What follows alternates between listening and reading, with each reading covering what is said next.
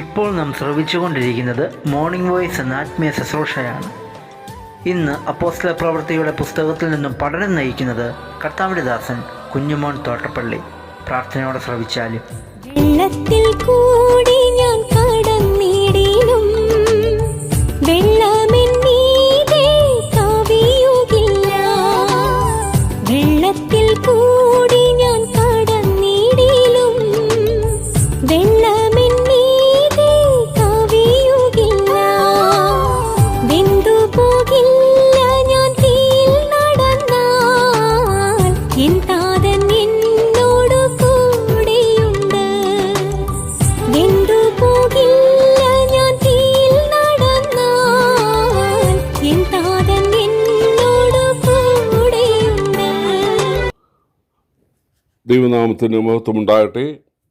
അപ്പോസ്തല പ്രവൃത്തികളുടെ പുസ്തകം 1-ാം അധ്യായത്തിൻ്റെ 12 മുതൽ 14 വരെ ഞാൻ വായിക്കുന്നത് ശ്രദ്ധിച്ചാലും, അവർ യെരുശലേമിന് സമീപത്ത് ഒരു ശബത്ത് ദിവസത്തെ വഴിദൂരമുള്ള ഒലിവുമല വിട്ട് യെരുശലേമിലേക്ക് മടങ്ങിപ്പോന്നു. അവിടെ എത്തിയപ്പോൾ അവർ പാർത്ത മാളികമുറിയിൽ കയറിപ്പോയി. പത്രോസ്, യോഹന്നാൻ, യാക്കോബ്, അന്ത്രയോസ്, ഫിലിപ്പോസ്, തോമസ്, ബർത്തലോമായി, മത്തായി, അൽഫായുടെ മകനായ യാക്കോബ്, എരിവുകാരനായ ശീമോൻ, യാക്കോബിൻ്റെ മകനായ യൂദ, ഇവരെല്ലാവരും സ്ത്രീകളോടും യേശുവിൻ്റെ അമ്മയായ മറിയോടും അവൻ്റെ സഹോദരന്മാരോടും കൂടെ ഒരുമനപ്പെട്ട് പ്രാർത്ഥന കഴിച്ചു പോന്നു.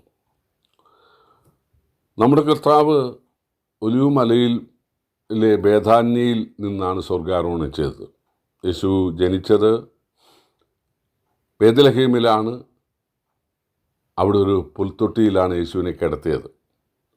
ബേത്ലഹേമിൽ യോസേപ്പിൻ്റെ ധാരാളം കുടുംബക്കാരുണ്ടായിരുന്നെങ്കിലും അവർ യോസേഫിനെയും മറിയാമിനെയും വിശ്വാസത്തിലെടുത്തില്ല.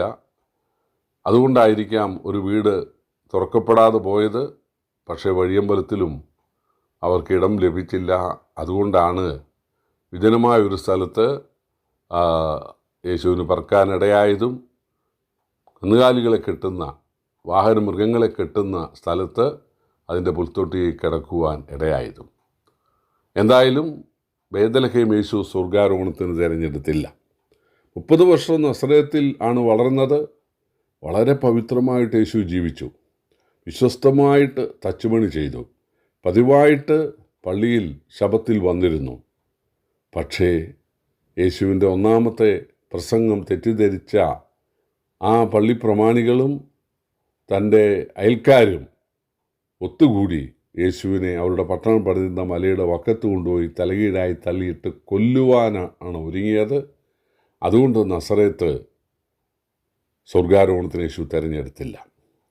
പിന്നീട് യേശുവിൻ്റെ പ്രവർത്തന കേന്ദ്രം കപർന്നവുമായിരുന്നു. കടൽ തീരത്തെ ഒരു പട്ടണമാണ്. പക്ഷേ അവിടെ ധാരാളം അത്ഭുതങ്ങൾ ചെയ്തെങ്കിലും അവസാനം പറഞ്ഞത്, നീയോ കപർന്നവുമേ സ്വർഗത്തോളം ഉയർന്നിരിക്കുമോ, പാതാളം വരെ താണുപോകും എന്നായിരുന്നു. യേശു നമുക്കറിയാം ശമരിയ സ്ത്രീയെ രക്ഷയെങ്കിലേക്ക് നടത്തി. വലിയ സന്തോഷം അവിടെയൊക്കെ ഉണ്ടായി. പിന്നീട് തൻ്റെ അന്ത്യ യാത്രാ സമയത്ത് 2 ദിവസം അവിടെ ചെലവഴിക്കാൻ ആഗ്രഹിച്ച് 2 ശിഷ്യന്മാരെ പറഞ്ഞയച്ചു. പക്ഷേ അവർ സ്വീകരിച്ചില്ല. അതുകൊണ്ട് യേശു ശമരിയും തിരഞ്ഞെടുത്തില്ല. യേശു ഗദരദേശത്ത് ചെന്ന് ഭൂതഗ്രസ്തനെ സൗഖ്യമാക്കി. അവർ പറഞ്ഞത് ഞങ്ങളുടെ അതിര് വിട്ടു പോകണമെന്നാണ്. അതുകൊണ്ട് ഗദരദേശവും തിരഞ്ഞെടുത്തില്ല. യേശു യെരുശലേമിൽ ആവർത്തിച്ച് ചെല്ലുമായിരുന്നു. പക്ഷെ അവസാനം പറഞ്ഞത്, യെരുശലേമേ കോഴി തൻ്റെ കുഞ്ഞുങ്ങളെ ചേർക്കും പോലെ നിൻ്റെ മക്കളെ ചേർത്തുകൊള്ളുവാൻ എനിക്ക് എത്രയോ വട്ടം മനസ്സായിരുന്നു, നിങ്ങൾക്കോ മനസ്സായില്ല, നിങ്ങളുടെ ഭവനം ശൂന്യമായി തീരുമെന്നാണ്. എന്നാൽ എന്തുകൊണ്ടാണ് ഒലിവുമലയുടെ കിഴക്കേ ചെരുവിലെ ബേഥാന്യെ തിരഞ്ഞെടുത്തത്? അവിടെ തനിക്ക് സഞ്ചരിക്കുവാനൊരു കഴുതയെ നൽകിയൊരു വീടുണ്ട്. അവിടെ ലാസറിൻ്റെയും മാർത്തയുടെയും മറിയയുടെയും വീടുണ്ട്. അവിടെ കുഷ്ഠരോഗ സൗഖ്യം പ്രാപിച്ച ശീമോൻ്റെ വീടുണ്ട്. യേശുവിന് വലിയൊരു സദ്യ ഒരുക്കിയ ആളാണ്.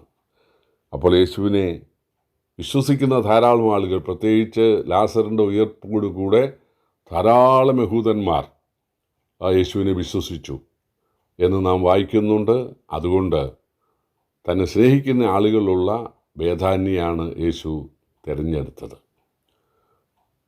യേശു തൻ്റെ അപ്പോസ്തലന്മാരെ ക്ഷണിച്ച് അവർക്കാണ് തൻ്റെ സ്വർഗാരോഹണം കാണിച്ചു കൊടുത്തത്. അവർ ആകാശത്തിലേക്ക് നോക്കി നിൽക്കുമ്പോൾ 2 ദൂതന്മാർ പ്രത്യക്ഷപ്പെട്ടു പറഞ്ഞു, നിങ്ങളെ വിട്ട് സ്വർഗാരോഹണം ചെയ്ത ഈ യേശുവിനെ സ്വർഗത്തിലേക്ക് പോകുന്നവനായി നിങ്ങൾ കാണും, വീണ്ടും അവൻ വരും. ആ വലിയ പ്രത്യാശയിലും ധൈര്യത്തിലും സന്തോഷത്തിലും അവർ ഒരു ശബത്ത് ദിവസത്തെ വഴിദൂരമുള്ള യെരുശലേമിലേക്ക് മടങ്ങി വന്നു. ഒരു ശബത്ത് ദിവസത്തെ വഴിദൂരം എന്ന് പറഞ്ഞാൽ 2000 മുഴമെന്നാണ്. അത്രയേ ഒരു ശബത്ത് ദിവസം ഒരു യഹൂദന് സഞ്ചരിക്കാൻ അനുവാദമുള്ളൂ. അവർ ഒലിവുമലയിൽ നിന്നും യെരുശലേമിലേക്ക് വന്നു. അവിടെ അവരെ സ്വീകരിക്കാൻ ഒരു വീടുണ്ടായിരുന്നു, അവർക്ക് പാർക്കുവാൻ. പ്രിയപ്പെട്ടവരെ, ഏത് സ്ഥലത്തും നമ്മളെ വെറുക്കുന്നവരും ഉപദ്രവിക്കുന്നവരും ഉണ്ടായേക്കാം. എന്നാൽ നമ്മളെ കൈക്കൊള്ളാൻ ആരെങ്കിലും സന്നദ്ധരാകും, തീർച്ചയായിട്ടും. അതാണ് ക്രൈസ്തവ സഭയുടെ ചരിത്രം. ഇവിടെ അവരൊരു മാളിക മുറിയിലാണ് താമസിച്ചിരുന്നത്. യേശുവിൻ്റെ അമ്മ മറിയ യോഹന്നാൻ എൻ്റെ വീട്ടിലാണ് താമസിച്ചിരുന്നത്. മരണസമയത്ത് യേശു യോഹന്നാനോട് പറഞ്ഞു, ഇതാ നിൻ്റെ അമ്മ. ആ നാഴികയിൽ തന്നെ യോഹന്നാൻ യേശുവിൻ്റെ അമ്മയെ അദ്ദേഹത്തിൻ്റെ വീട്ടിലേക്ക് കൊണ്ടുപോയി എന്നാണ് വായിക്കുന്നത്. എന്തായാലും യെരുശലേമിൽ എത്തിയ ഇവർ പ്രാർത്ഥന കഴിച്ചു പോന്നു എന്നാണ് വായിക്കുന്നത്. അപ്പോൾ അവർ താമസിക്കുന്നത് ഒരു വീട്ടിലാണ്, എന്നാൽ പ്രാർത്ഥനയ്ക്ക് വരുന്നത് ദേവാലയത്തിലാണെന്ന് ലൂക്കോസിന് സുവിശേഷം 24-ാം അധ്യായത്തിൻ്റെ 53-ാം വാക്യത്തിലുണ്ട്. ശലോമോൻ്റെ മണ്ഡപത്തിൽ, യെരുശലേം ദേവാലയത്തിനകത്തല്ല, അതിൻ്റെ മുറ്റത്തുള്ള ഒരു നാടകശാലയെന്ന് പറയാം. അതായത് ഒരു മണ്ഡപം, വിശാലമായ സ്ഥലം. അവിടെയാണ് അവർ ഒരുമിച്ച് കൂടി പ്രാർത്ഥന കഴിച്ച് പോന്നത്. അവർ പ്രാർത്ഥിച്ചത് മറിയാമിനോടല്ല,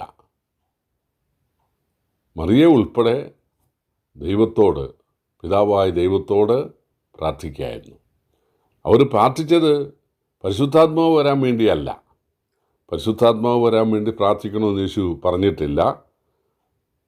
യേശു കാൽവറിയിൽ മരിച്ചത് ആരുടെയും പ്രാർത്ഥന കൊണ്ടല്ല. രക്ഷാമാർഗം യേശു ഒരുക്കിയത്, കാൽവറി യാഗമായത് ആരുടെയും പ്രാർത്ഥന കൊണ്ടല്ല. അതുപോലെ പരിശുദ്ധാത്മാവ് കാര്യസ്ഥനായി എന്നേക്കും ഈ ഭൂമിയിലേക്ക് വന്നത് അത് ആരുടെയും പ്രാർത്ഥനയുടെ ഫലമായിട്ടല്ല. ഞാനിത് പറഞ്ഞത് പ്രാർത്ഥനയുടെയും കാത്തിരിപ്പിൻ്റെയും തമ്പേറടിയുടെയും അല്ലെങ്കിൽ ശബ്ദകോലാഹലങ്ങളുടെയും മേന്മ കൊണ്ടാണ് പരിശുദ്ധാത്മാവ് വരുന്നതെന്നൊക്കെ പഠിപ്പിക്കുന്ന ആളുകളുണ്ട്. അല്ല, പിതാവായ ദൈവം സീനായ് മലയിൽ തൻ്റെ സമയത്ത് വെളിപ്പെട്ട് 10 കൽപ്പന നൽകി. പുത്രൻ തമ്പുരാൻ പുതിയ നിയമം സ്ഥാപിക്കുവാൻ കാൽവറിയിൽ യാഗമായി. അത് പിതാവിൻ്റെ സമയത്താണ്. അതുപോലെ പരിശുദ്ധാത്മാവാൻ ദൈവം മാളികമുറിയിൽ ഇറങ്ങി വന്നു. അത് പിതാവിൻ്റെ സമയത്താണ്. പ്രിയപ്പെട്ടവരെ, കർത്താവ് പറഞ്ഞു, മറ്റൊരു കാര്യസ്ഥനെ ഞാൻ അയക്കും, നിങ്ങൾ കാത്തിരുന്നാൽ, നിങ്ങൾ പ്രാർത്ഥിച്ചാൽ വരുമെന്നല്ല, അയക്കും, വന്ന് നിങ്ങളെ ശക്തിപ്പെടുത്തും. നിങ്ങൾ ആദ്യ യെരുശലേമിലും പിന്നെ യഹൂദിയയിലും ശമരിയയിലും ലോകത്തിലേറ്റത്തോളം എൻ്റെ സാക്ഷികൾ ആകണം. അതാണ് യേശു പറഞ്ഞത്. പ്രിയപ്പെട്ടവരെ, യേശുവിൻ്റെ ശിഷ്യന്മാർ നാട്ടിലേക്ക് പോകാതെ യെരുശലേമിൽ കാത്തിരുന്നു, വെയിറ്റ് ചെയ്തു, പ്രാർത്ഥനാ നിരതരായിട്ടിരുന്നു. അവിടേക്കാണ് പരിശുദ്ധാത്മാവ് വരുവാൻ ഇടയായത്. കർത്താവ് നമ്മെ സഹായിക്കട്ടെ. കർത്താവിൻ്റെ വലിയ നാമം വാഴ്ത്തപ്പെടുമാറാകട്ടെ.